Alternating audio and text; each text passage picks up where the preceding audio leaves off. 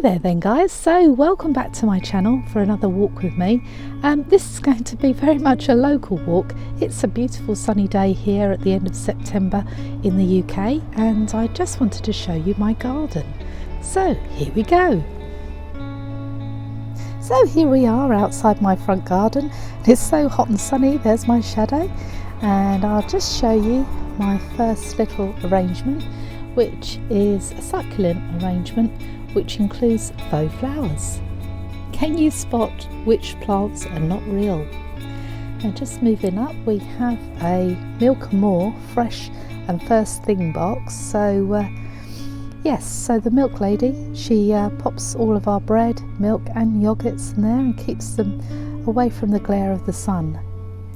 So outside the front door we have a Pyrocantha. Sorry about my shadow guys, I just move out the way. I was hoping that this would bury up all over, but I have to keep it quite nice and neat because it is a bit of a monster. And so this time of year my one has these beautiful orange berries, and about May time we have sort of white, quite large dusty sort of flowers. It is quite an amazing plant really, that's why I've sort of kept it there, but I do like to keep it in order by sort of trimming it well back. So let's move around onto the other plants. Beneath my Pyrocantha I have grape hyacinths. They seem to be doing really rather well there and loving that spot, so hopefully come sort of March, April time we should have some fantastic blue little grapey type flowers, so that'll be amazing. Here's an overview of my little area in front of my living room window, and the small window there is the bathroom window. And just to show you these colour lilies, so this one just here, and I've got one here and one over the back. So these were planted last year. They absolutely love the soil, so really I've got to dig those up and half them and then sort of spread them around the garden really. They must truly love it because they've gone so amazingly well. And here's another Pyrocantha that I've got growing up the side of the house there. That's actually got more berries than my older Pyrocantha, but I've not been as sort of ruthless with the cutting back. And there's a beautiful little hosta there hiding behind the calla lily. It's a bit overshadowed, and that's another reason why I've got to sort of divide that one up. So that's another job on my list. And here I've got a hydrangea. This year it didn't flower, unfortunately. We had such hot weather in the middle of the summer that I did actually lose a lot of my plants, but this one has survived but hasn't given me any flowers, unfortunately. An amazing plant that I do love is the cordyline just there, and yeah, that's really doing very well as well. And as I say, we've got more calla lilies just, and there's a hebe there starting to green up, so hopefully that'll do well come the spring. And another beautiful hosta just nestled in the back. So here I have some salvias that I've planted along the fence, and there's a flowering hosta, but I really do love the salvia plant. It's just such a gorgeous plant. It's very good in cut arrangements as well. So last year I had an amazing David Austin rose, and with the pretty pink roses and the blue salvia, it did actually look amazing in advance. So that's my little front garden. I'll just take you around the back. So this is the overview of my back garden, and I'll take you around and show you in more detail. Okay, so first up is my lovely wisteria. I've grown it over this archway, and come May time it absolutely looks amazing with all of its sort of lavender colour flowers. And oh yes, look there, I've got some wispy bits to cut off. But it's quite an established plant, although it's only been in a short time. Oh, next up I have my gorgeous grass. I'm going to get some more of these because they're just lovely to feel. I really do need one the other side of my step here. This is probably not the right time to show you this, guys, but all along the border here I grow Crocosmia, which I've cut back this year because unfortunately when we were away we had such hot weather and it all just died. So it's such a shame because normally it's an absolute cacophony of orange flowers. So I still have a tub of Crocosmia, and I just love what's left behind, sort of the berries here, but they're beautiful autumnal sort of shade there. So I'll just take you for a walk down the garden, and here we have Italian cypress trees.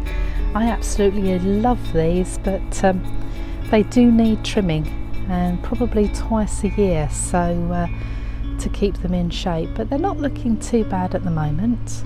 They do have very strange seeds on them. I think I took them all off about a month ago, but they look like Brussels sprouts. So walking towards the end of my garden, and still got some colour in the hydrangeas here, and this variety here is looking mighty fine. It seems to go from every shade of light pink, really vibrant pink, now to this amazing dark maroon pink. And taking a step back or two, guys, and just to show you the honeysuckles, they do have an immense fragrance, and really love those. So when you're just sitting here in the little courtyard area, you get a lovely fragrance.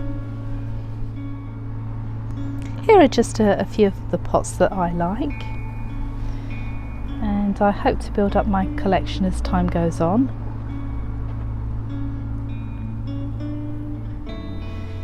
And we have another David Austin rose. This one, when it's in bloom, is a beautiful vibrant orange, and there's just a bird bath there. So my standard rose seems to be doing fine, and still has some flowers there. And I have a conifer in a blue pot,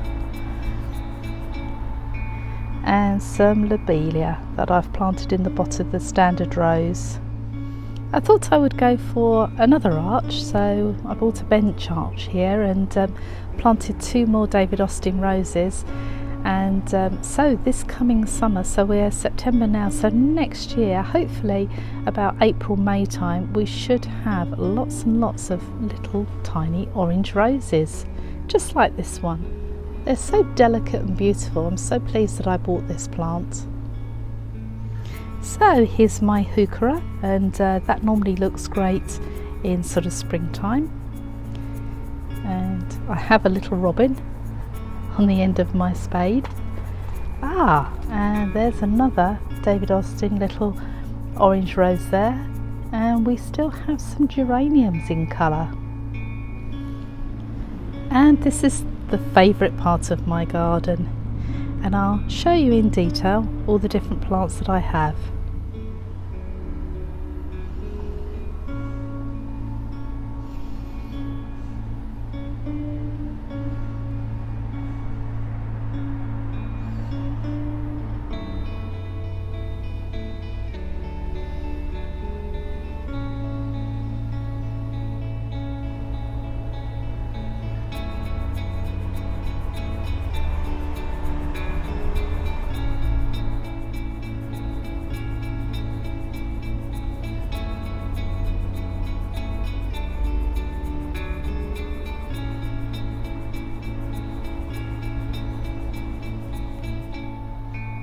So this is the other side of my garden then, guys, and we've planted some more Italian cypress trees on this side of the garden, and they're younger, so they're shorter and thinner, but hopefully they will grow up big and strong and thicken out a bit, so look forward to that. And here are some of my beautiful hydrangeas, and they're sort of going into their autumn antique phase, and the heads on these are just so amazing. Beautiful colours. And coming up the garden, There's some strawberry plants there ready for next year, but this year I planted another wisteria around another arch. In front of my conservatory we've been growing different varieties of tomatoes which have been quite successful, and I'll show you a couple of monster tomatoes that are in the kitchen at the moment, so they are truly unbelievable. They truly are monsters. This one was bright green, now turning a lovely shade of greeny orange, hopefully to turn red. And lastly guys, we have a camellia, which as it's in a pot it does get moved around the garden quite a lot, and probably will finish at the bottom of the garden when it's in full bloom. It's been great having you along, so please like this video and subscribe to the channel and join me in more gardening and walking adventures.